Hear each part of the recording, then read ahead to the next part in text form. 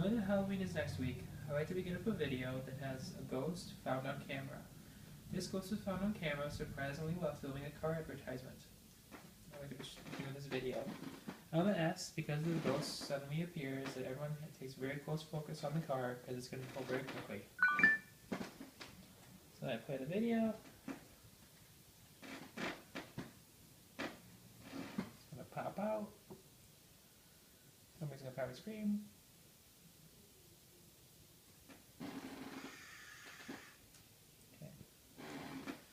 So now that all of you most likely hate me, because I hate it when people do this to me and surprise me with these kind of videos, I'd like to give you why this video is important. This video is a great example of the fight or fight response.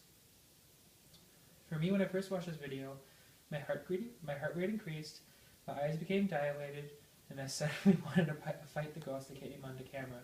This is a great example of the fight or fight response. But is this video gender biased towards the male response to stress? Do females differ in their response to stress when shown this video? My name is Schnick, and I'm a student at Oxford College. I'd like to thank you for the opportunity to speak with you today.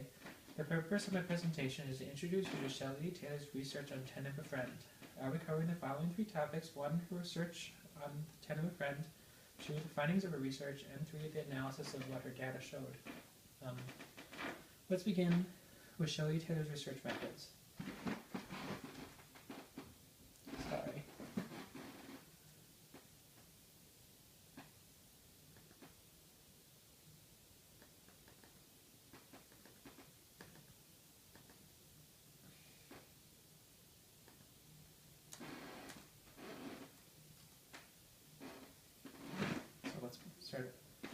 Let's begin with Shelley Taylor's research methods.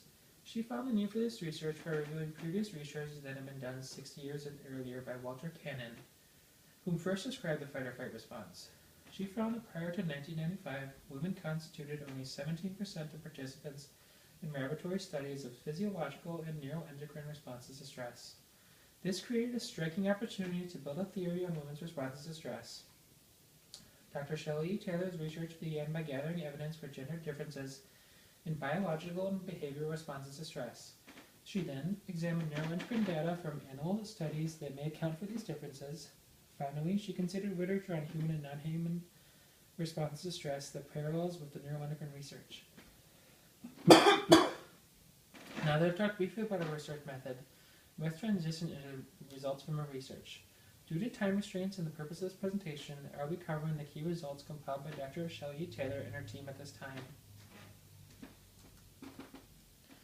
Beginning by viewing the evidence for gender differences in response to stress, she found the male response to stress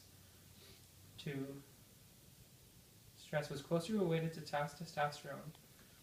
According to Taylor, studies of captive human populations, including incarcerated felons and psychiatric patients, showed positive relation between testosterone and the rating of aggressive behaviors.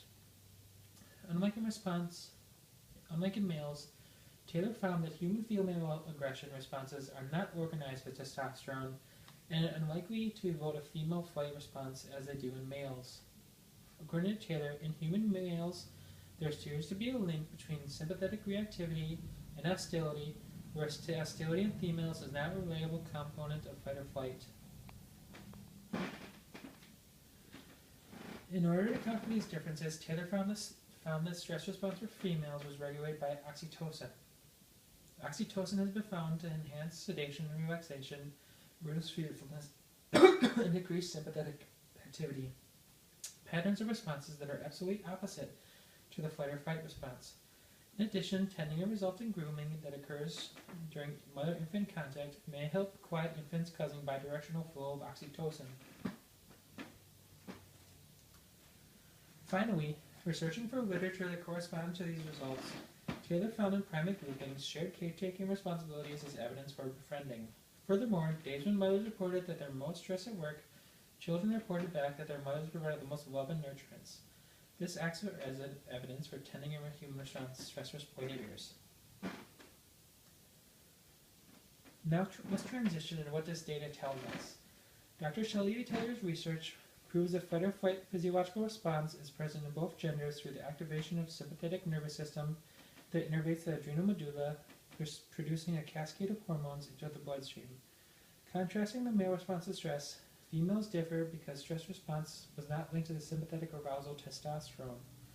Through further analysis, her research found that instead oxytocin mediated the female response to stress. After reviewing literature on non-human and human responses to stress, Taylor found that tenebefren is more appropriate female response to stress. Transitioning into the limitations of her research, 3 were found. 1. The uses of rodents in neuroendocrine research contrasted the study of primate human behavioral studies. Furthermore, nature of the stressor was often not considered important and not uniform during the studies.